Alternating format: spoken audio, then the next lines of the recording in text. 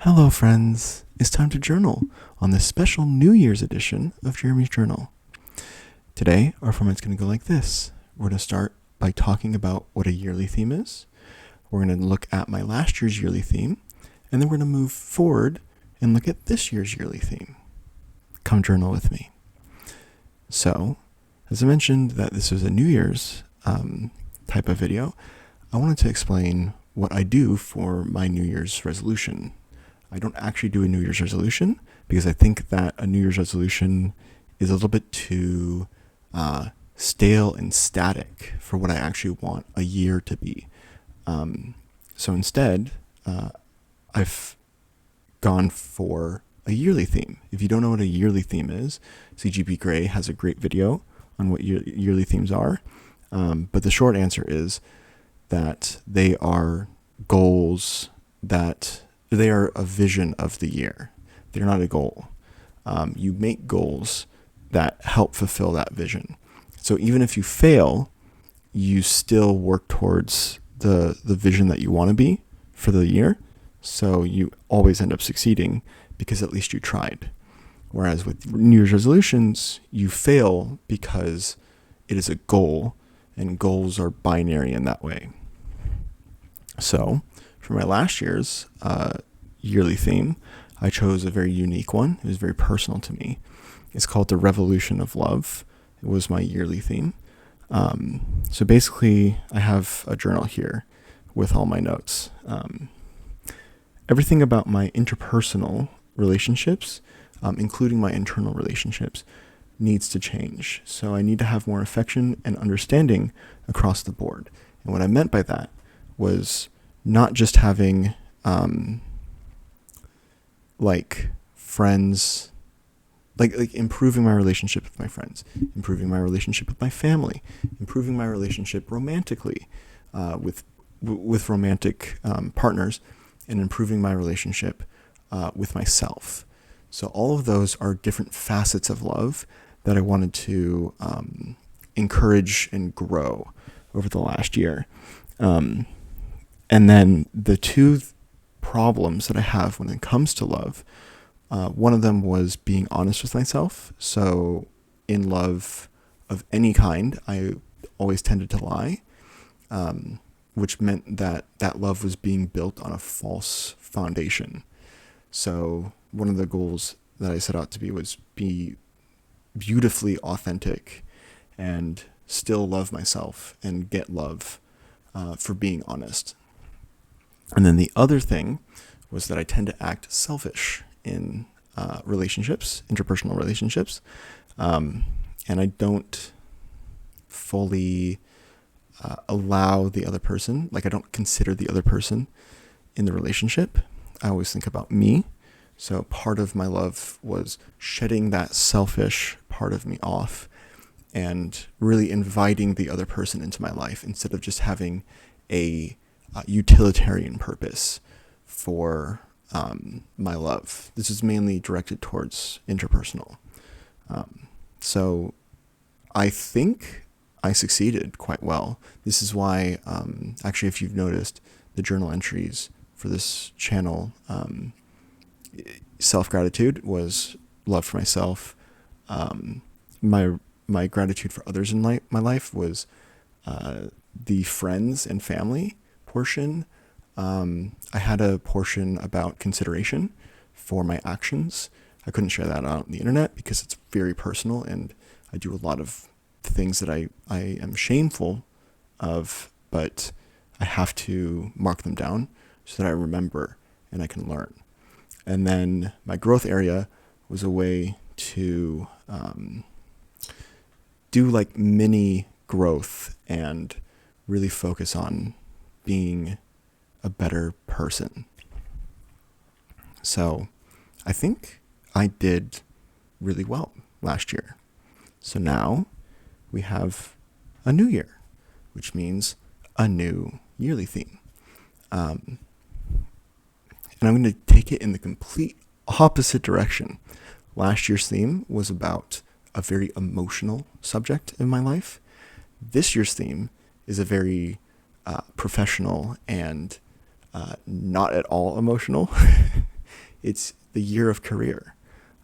So for me, I feel that this is the year that I really need to hammer home that I am a good worker and I can get into my field and I can do everything in my power to give myself the best start for my career. Since I just left university, and I have my degree, this is really the time to strike and give myself a foundation that I can use for the rest of my life. So, my biggest goal is to make money. And you may be thinking, isn't that quite a vain goal? Yes, but in the past, I have been quite lazy and I don't really do things that earn me the most money because I would rather not work and then have my relaxation time.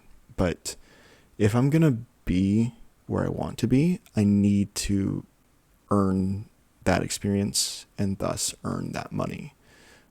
So I need to be a little bit more aggressive in my approach to jobs and to work hard. The next thing is very specific to my field, which is get a certificate. This will just help improve my chances of getting into my desired field. So it'll be good for me to have that foundation because it allows me to keep going and build that platform. Next is to network quite a bit. So that means attending career fairs, that means messaging people, that means reaching out to friends and finding any sort of way to kind of connect with people. This is like what I need in order to succeed in my field. Network, and really improve that skill because I know it's a thing that I don't do. And then the last thing that I really need to do is how to balance my work life after I've gotten a job. Now, this doesn't mean that I'm getting a job in my field right away. I think I just need to work wherever, whenever, as long as it has a consistent schedule and it pays me like $20 an hour. That should be enough to cover everything in full time. If I can get those three, I don't care what the job is. And then in the second half of the year, I'll start like really trying to pivot hard into my field. But until then, I'll need to learn how to balance my work life. And so because it's going to be an actual 40 hours, assuming I get the job that meets that criteria, because it'll be that way, I can actually start building my life, having that structure of work-life balance, and then being able to keep my mental up. Now, this is a very this yearly theme is a very cold theme, I would say, compared to the last one. And I didn't really want this channel to change that much because I came to really, really appreciate the Revolution of Love type of journaling. So I want to keep that on this channel. And I think it'd be good for me to have a sort of weekly reflection. And I'll be writing little notes in my journal as that goes on.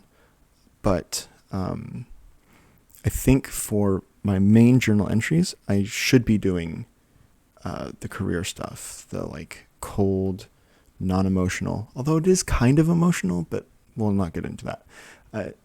It's mostly like you did it or you didn't. What's going on? How's your money? Like that kind of like very functional type of thinking. And then I need to strengthen and build out. But this channel will exist as a way to kind of still encourage the softer sides of life.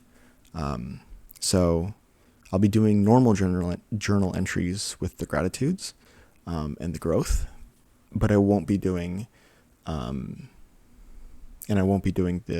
like, oh, what opportunities have I applied for and stuff like that. Because that's very personal to me and kind of like not very fun. It's also, yeah, it's just not very fun.